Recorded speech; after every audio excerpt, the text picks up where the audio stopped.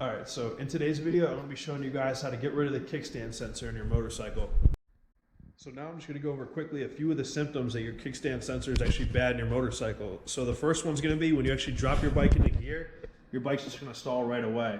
The second symptom is going to be when you go to let out your clutch when you're in gear, it's going to stall when you let it out, but it actually stay on when you have the clutch pulled in.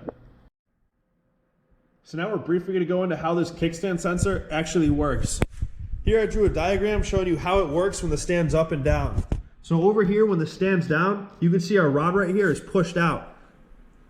When it's pushed out, these wires aren't connected. These wires allow you to get power to your coils to start your motorcycle. So you can see with the stand up, our button's pushed in and these two wires are connected. Your in and out wires will be connected. This allows your bike to start up. So now you know how the sensor works. There's going to be two different kinds of sensors. There's going to be a 2-wire setup and a 3-wire setup. With the 2-wire setup, if you want to ditch the sensor overall, you just connect the wires together. Because as we showed in our diagram, when the stand's up like it is right now, the wires are connected. So to ditch our sensor over here, all we have to do is pull these two wires out and just connect them together. For a 3-wire setup, the most common setup for a 3-wire is you're going to do the same thing but connect the outer 2 wires. Usually this middle wire is a ground. So it's really the same setup with just a ground in the middle. So to get rid of a 3-wire setup, you're just going to connect the 2 wires on the end. Okay, so I ended up tracking the wires down from my kickstand sensor. I ended up routing it all the way back, ended up being way under the cowl. I had to start pulling some stuff apart. But you can see the little Deutsch connector right here. That's my kickstand sensor. So what I'm going to do now is, since it's so far remote in the bike, what I was going to do is actually just unplug at the plug and then just splice these 2 wires together right at the plug. That'd make it so if I wanted a new sensor, I can just unplug that little Deutsch, throw a new sensor in it and route it back. But since it's so far under the bike, I think what I'm going to do instead is just cut the wires right at the base right here, right next to the sensor, and then just connect the 2 wires down here. So I'm going to go ahead and just get the sensor pulled off real quick, snip the wires, and get them connected together. Alright, so I got my sensor pulled off. We're just going to go ahead and snip it now. Ooh. Oh. Ooh, okay.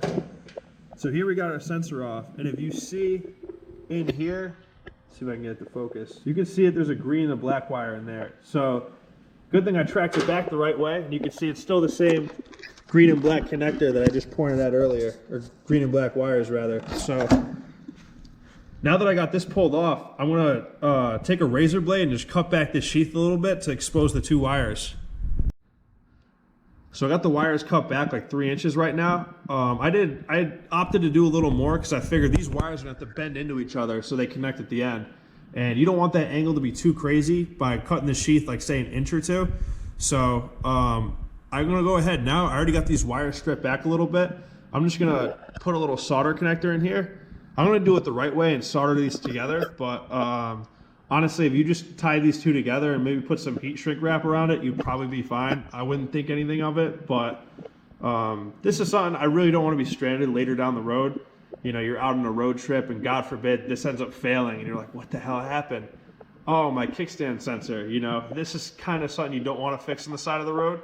So I'm going to go ahead and just get these soldered together now, and I'll get back to you guys.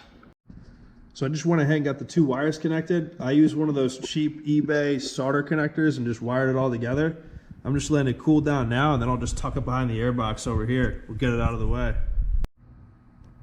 Alright, so we just got the connector all tucked away here. Got rid of all the sensor, all the bolts and everything. I think it looks a lot cleaner.